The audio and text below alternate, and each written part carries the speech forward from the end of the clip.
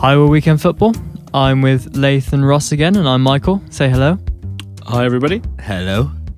Last week we had Aston Villa versus Newcastle. We predicted 0-0, and that was a 0-0 result. We're quite happy with that one, aren't we? Good start. And we had Everton versus Arsenal. That was the only one we got wrong the weekend. We had 2-1, didn't we, Arsenal? Yeah, I think all the stats were saying it was going to be another draw after 7 draws, and it was the 8th draw. 2-2. It was the 8th draw. Hopefully next time it'll be the 9th draw. And we had 1:30 kickoff, Hull versus Stoke. We had 1-1 and it was 1-1, wasn't it? 1-0, yeah. Always looked like a draw, that one, and it delivered. 2 draws yesterday? 2 draws yesterday, yeah. Sunderland, Man United. Sunday. Sunday, yeah. Sunday, not yesterday, it doesn't matter. Sunderland, Man United. We thought if United played as badly as they did against Swansea, they'd lose. But they played a little bit better, but not much, and we thought they'd do that. And yes, it was a 1-1 draw. I'm glad I put some money on that. And we had BTTS plus result Man City Liverpool, didn't we? We said 2-1, but 3-1's close enough. It's not bad. So this week we're going to go through the live games again. We've got Burnley versus Manchester United. We've got Everton versus Chelsea. We've got Spurs versus Liverpool. We've got Leicester versus Arsenal. And then we're going to round off some bets and the details of our awesome competition. Our first topic of the day is Burnley versus Manchester United. That's Saturday, 12:45, BT Sport. Where's that going to go, Leif? Well, we thought United would probably draw against Sunderland, and they did. They played slightly better than they did against Swansea. But they didn't play as well as they've played in previous years and still look half-paced. You think that's just rookie Van Gaal system starting to get into place? Although quite a few managers have come into the Premier League in this close season and they're doing okay. They are. I think United's confidence is still down, and they need to get a good win under the belt before they'll start showing some confidence. Yeah, well, Van Gaal has said, hasn't he, that it'd take 2 to 3 months for the players to adopt his methods. So hopefully that will bear fruit in the future. But yeah, it was a similar performance, really. No pace, fragile defence and poor passing. So United didn't really deserve much more than the draw at the weekend. I know it worked with Holland, but I can't see 3 at the back working for United. Or anywhere, to be fair. I think you just need the personnel. I think at the moment, if you look at Jones, Smalling, Blackett, I don't know what you think, Leif. I'm not really sure whether they're all up to it. I think it's so alien to them that they look lost, and where Phil Jones might have gone forward in last season, he just didn't want to. And Chris Smalling had a terrible game, I thought. But none of them looked very confident at all defending or trying to go forward. They just looked like they had zero confidence. I think Burnley might put up a bigger test than probably a lot of Man United fans will think. I think this might be a walkover for them, but they battered... for Burnley or for United? They battered Swansea apparently on the weekend. They just couldn't score. Well, they had 12 shots on goal, but only 1 on target. So I think that indicates where their problems will lie this season. By all accounts, they were strong in the first half, but in the second half, it was a different matter. Yeah, well, this game's got full of goals. They've played each other 120 times, and in 34 games, has ended in more than 5 or more goals. So hopefully, and where we were might see a those thriller. goals? United presumably in the Burnley net. Both, really. They kind of varied about 6-1 to United, 7-1 early days for Burnley when they were a bit stronger in the 20s. Not that that's relevant. Burnley had not lost away from home this year. I think something like 12 league games until they went to Swansea. So that they've not done badly, but I think that the divide is massive between Burnley and Manchester United. Their team cost £5 million to put together. What currently United, without any new players coming in, probably cost about 130 million. Slight difference. Yeah, I can see United in the end having too much attacking quality on the pitch for Burnley to handle. But like you said, I think it will be a lot closer than people think. But you would have said that in 2009 as well. Both their squads would have been the same price around then as well, and they still lost 1-0. Yeah, that was 5 years ago. That's when Sir Alex Ferguson was manager. Yeah, that's the beauty of the Premier League, really. You can't win them all. So our score predictions, what are you going with, Leith? I'm going to say that I think Burnley will score, home advantage, and they did beat United 1-0 at Turf Moor in 2009, and United's lack of confidence will allow them to score, but I think United will edge it, and it'll finish 2-1 to United. Ross? Yeah, I can see United conceding as well. They look quite fragile at the back, but as mentioned, with the attacking talent on show, I can see United winning maybe 3-1. I'm going to go 1-0 Burnley. Wow. Trust you. Mainly due to the fact if I do get this right, then I'm going to look amazing, basically. Okay. Our next game is Everton versus Chelsea. That's 5:30 on Sky Sports. Ross, who do you think will win that one? It's hard to look past Chelsea at the moment with the form they've been in and the players they've got. One thing I can see in Everton's favour at the moment is just Romelu Lukaku. I think he'll be really up for the game. He want to sort of prove a point against Mourinho and a few of against his former teammates. So I think that's the one shining light they've got. He's a doubt for the game. He is a doubt. He's a doubt for the game. Well, if he was to miss it, they would struggle. But I think he might just, if he plays, he might just turn up, maybe get a brace. I could see it maybe being a possible 2-2 draw. I think Everton did quite well against Arsenal, but I don't see them beating Chelsea or getting a draw for that matter because Pinar's out as well, and Lukaku's a doubt, and Gibson's a doubt. So they've got their £28 million striker out, and that doesn't bode well for them, Laith. No, and I think Chelsea will win here. Although Everton haven't any problem scoring goals. Putting the comment about players out to one side, they've scored 2 goals in their last 4 league matches in each game, and in 6 out of the last 7. So they're not struggling to score goals. But I think Chelsea's quality will stand out here. Although they have had slow starts to their games, Chelsea, and have failed to score, I think, in 3 of the last 4 Premier League games in the first half. Everton have won 4 out of the last 5 at Goodison Park against Chelsea.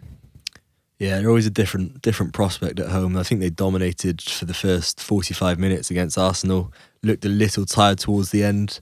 It looks like they could possibly have another former Chelsea striker in Etu as well by the weekend, which would give them a bit more strength and depth in that area. So even Naismith's actually started okay, 2 in his first 2 games. So yeah, as Leif said, they've still got plenty of goals there. I think that the issue is the current form. Everton's current form is nowhere near Chelsea's, who've won 4 of their last 5 with 1 draw. Everton have only won 1 of the last 5 Premier League games. So although they've done well against Chelsea head-to-head, that's over 5 years. We need to look at the last 4 or 5 games. Do you think Everton will get top 4, or do you think they'll struggle? I think they'll be right up there. I think Martinez improved them from last year. They've brought in Atsu as well, who could be a sort of diamond in the rough, if you like. He's got a lot of potential. He could be turned into a quality player. I think they'll be right up there. Whether they'll actually claim that 4th spot, I'm not sure. But I expect them to run the likes of Liverpool and Tottenham closer it.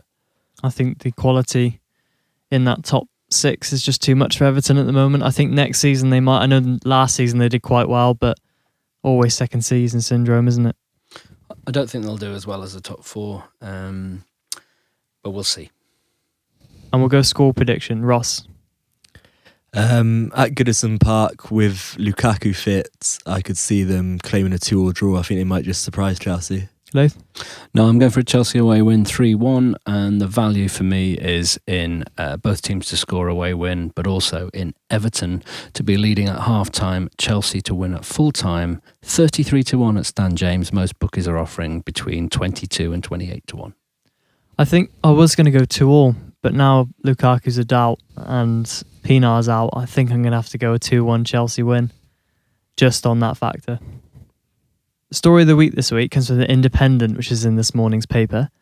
Di Maria has been sold to Manchester United for about £59.75 million, which will be most likely wrapped up today. Can you name how much he commanded for his first transfer fee? Probably a lot less than that. How about that? Anyone going to name a packet figure? of peanuts and a pint of lager. I'm pretty sure I've read something about balls somewhere, not Louis van Gaal's, but somebody else's balls. But I couldn't tell you how many balls. He got 35 footballs were given to his... No cash. No cash. Straight balls. When he was 4, he was committed to play for a local side called Torito. But when a team called Rosario Central first spotted him, Torito wanted 35 footballs. He was only 4 years old. Good investment. I don't think I was even walking then. Certainly wasn't playing football. Sunday's game next. We've got Spurs versus Liverpool. Where do you think that's going to go? Tough one. I suppose a draw is the immediate thought, but having seen Liverpool's confidence break a little bit last night and Spurs confidently beat QPR 4-0, I might be tempted to go for a marginal home win here. Yeah, I'd echo that. I can see a bit of a shock on the cards. Don't think Liverpool have started too strongly. They scraped past Southampton. In fairness, they actually looked pretty good in the first 30 minutes against City. But then as soon as City got that goal, it just took all the confidence out of them, really. Spurs players from last summer look a lot stronger. The likes of Chadley and Lamela seem to be finding their feet. So yeah, I could see a shock on the cards also. We're excluding last season, which they wwere awful against the top 4 teams, Tottenham. They lost, I think, 4-0 at home to Liverpool and 5-0 away. So 9-goal aggregate isn't good. They won the last 5 at White Hart Lane, apart from last season.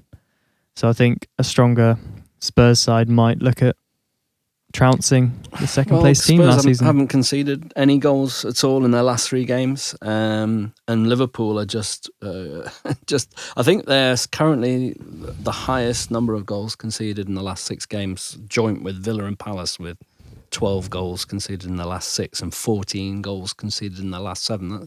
It's just too high for a team that's going to be aiming to finish in the top 3 or 4. What was their opening day result? Liverpool? Yeah. 2-1, they beat Southampton. Okay, so they're still shipping so goals. they've conceded 4 goals in the last 2 games, and after having a summer where you've just strengthened your defence. But they seemed to play really well actually in the first half last night. But and Steven Gerrard was fantastic picking up loose balls. But overall, they were just if they're conceding 2 goals every game for a good period of games, they need to sort that out. Yeah. It's like they've gone from a perfected side to a side that needs perfecting. Yeah, quite possibly. Well, it's been 8 games since their last clean sheet now, but the last one did actually come at Spurs back in March, where they won 4-0. Exciting to watch, but I'd be a little bit worried as a fan. Well, I think Skirtle at the back is going to concede a few more own goals this season, probably, isn't he? He's renowned for that every season by season. Yeah, but they've got 2 new lads in there as well, haven't they? Lovren and Moreno? Yeah, Moreno. Who are sort of still adjusting to life. Did all right last night. I think the first goal, the Jovetic one, he was a bit slow to react, wasn't he? He's an improvement on Sissoko, though, isn't he? Definitely. And a score prediction. Where do you think that's going to go? I think I would go for a 2-1 home win to Spurs. I'm going to echo that, 2-1. I'd also go 2-1. All agreed then? Across the board. All agreed. Adjourned. The 4 o'clock kickoff, we've got Leicester versus Arsenal. I think I'm going to go 1-2 with that one. What do you think? Yeah, I think Leicester have fared pretty well in their Premier League so far. They've obviously got off to a good start against Everton with a solid point, and made it frustrating for Chelsea for large parts of the game. Nugent had a chance to put them 1-0 up, which could have changed the game. Arsenal, I think they will be too strong. I think BTTS plus result could be a good one here. Ramsey's got 4 in his last 6 games and just seems to be going from strength to strength. You confident Leicester will score? Yeah, I think so. I think, like I said, they created a couple of chances against Chelsea. They've scored 2 against Everton at home again. Arsenal not the most sound defensively, so I could see Leicester nicking one. Maybe. They had 3 shots on target against Everton, but then Everton only had 3 shots on target, so they must have done well defensively. I think 1-2 is a possible. Yeah, enforced by Cambiasso as well, who's going to come in, I think, in the next 24 hours. There's a few stats, but Leicester haven't been in the Premier League in 10 years, and they seem quite irrelevant, so you can't really go on the head-to-head stats, can you? It's a different step up, isn't it? A completely different level. Similar to Burnley, I think Leicester had maybe the second best defence in the Championship last season. From Burnley, I think. At home, yeah.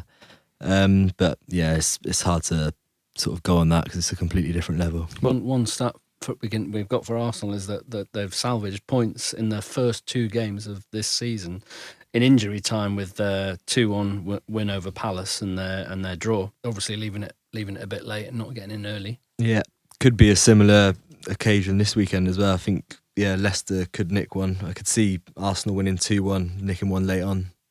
I think they could as well, but Leicester hasn't beaten Arsenal since 1994, which could get in the heads of the Leicester players if someone were to tell them that, or they listen to this podcast. They haven't played them for a while, have they? No, they haven't. In all fairness. No, probably the youngsters in that team probably were about 5 when they last beat them.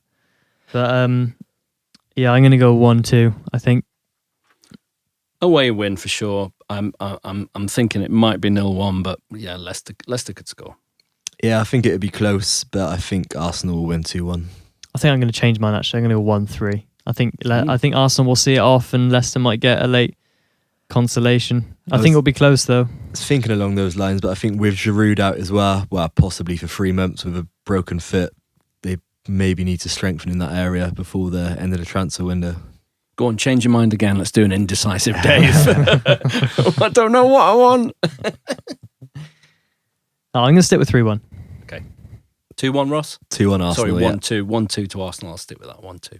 We've got our PL6 and PL10 going out shortly on Twitter. Retweet those. Our Twitter handle is @weekendfootball, or you can find them on Facebook, which is facebook.com/weekendfootball. We've also got going today our competition to win VIP tickets to Manchester United. We're giving away 2 pairs of VIP tickets to Manchester United versus QPR Old Trafford on September 14th. To be in with the chance of winning, all you need to do is place an accumulator using our football coupon betting app, available on iPhone, Android and web app. Next, you need to post your selections using our share feature within the app, or take a screenshot of your bet along with #footballcoupon to Weekend Football's Twitter or Facebook. One lucky user will win 1 pair of tickets, which will be drawn at random, which are our dart selection on YouTube if you've seen it. The second pair of tickets will be going to the unluckiest loser, so they'll be not unlucky after all. The competition ends at 11 p.m. on Sunday, the 7th of September. We'll announce the winners on Monday, the 8th of September. Good luck with your bets. There's no podcast next week, as it's internationals, but we'll be picking up again the week after with the Sky Games and the BT Sport game, which is Arsenal versus Manchester City, Liverpool versus Villa, Manchester United versus QPR, and Hull versus West Ham.